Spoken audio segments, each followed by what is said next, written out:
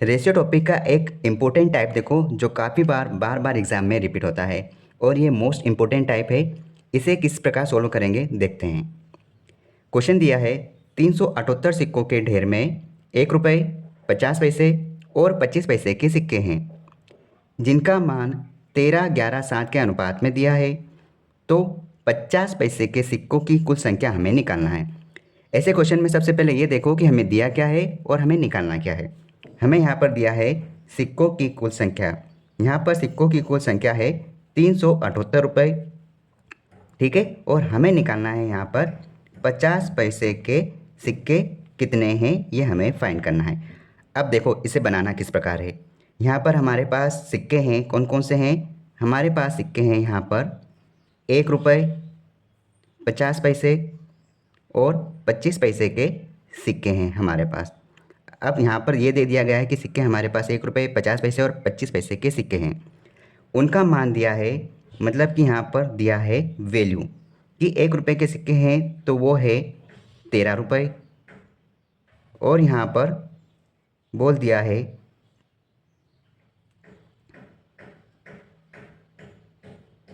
50 पैसे के 11 रुपये और यहाँ 25 पैसे के 7 रुपये है आपके पास। तो हमें यहाँ पर क्या निकालना है, हमें यहाँ पर टोटल सिक्के निकालना है। तो टोटल आप सिक्के देखो कितने हो रहे हैं। टोटल सिक्के कितने हुए देखो, वो इस प्रकार से निकलेगा। 1 रुपये के यदि आपके पास 13 रुपये बनते हैं, 1 रुपये के सिक्के के यदि 13 रुपये बनते हैं तो आपके पास कुल कितने सिक्के हुए, 13 सिक्के हुए। क्योंकि 1 रुपये का एक सिक्का है, 13 रुपये बनाने के लिए 13 सिक्कों की ज़रूरत पड़ेगी। तो यहाँ पर ये है 13 सिक्के। उसके बाद देखो 50 पैसे के सिक्के हैं, अगर हमें उसे 11 रुपये बनाना है तो किस प्रकार से टोटल सिक्के निकलेंगे। देखो 1 रुपये में होते हैं 50 पैसे के 2 सिक्के, तो 11 रुपये में कितने सिक्के होंगे। तो आप 2 का मल्टीप्लाई करो, क्योंकि 1 रुपये में 2 सिक्के तो 11 रुपये में उसका डबल हो जाएगा, मतलब कि 22 सिक्के होंगे। यहाँ पर बोला है 25 पैसे के जो सिक्के हैं उसके टोटल 7 रुपये बने हैं। तो देखो 1 रुपये में 4 सिक्के होते हैं, हमें यहाँ पर 7 रुपये निकालना है। तो 1 रुपये में 4 सिक्के, तो 7 रुपये में 4 का गुणा करेंगे तो हमारे पास आ जाएगा टोटल 28 सिक्के। अब देखो हमारे पास टोटल सिक्के आगे 1 रुपये के 13, 50 पैसे के 22, 25 पैसे के 28 सिक्के। टोटल सिक्के कितने हुए, 28 और 22, 30 और 20 50, 50 और 13 63।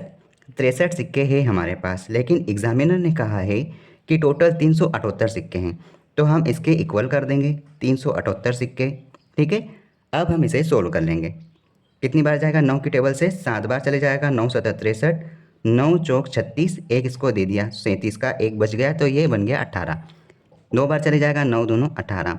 फिर वापस आप इसको सोल्व करो, 7 6 42, मतलब आपका यहाँ पर 1 यूनिट का वैल्यू कितना आ गया, 6। आपके पास 1 यूनिट का वैल्यू 6 आ गया। अब जो पूछ रहा है वो आप फाइंड कर दो। आपको पूछा गया है 50 पैसे के सिक्कों की कुल संख्या कितनी है। तो 50 पैसे के हमारे पास कितने सिक्के हैं, 22 सिक्के हैं। हमारे पास 50 पैसे के 22 सिक्के हैं, तो हम क्या करेंगे, इस 22 में 6 का मल्टीप्लाई करेंगे, क्योंकि हमारे पास 1 यूनिट की वैल्यू आ गई। हमें 22 यूनिट की वैल्यू निकालना है।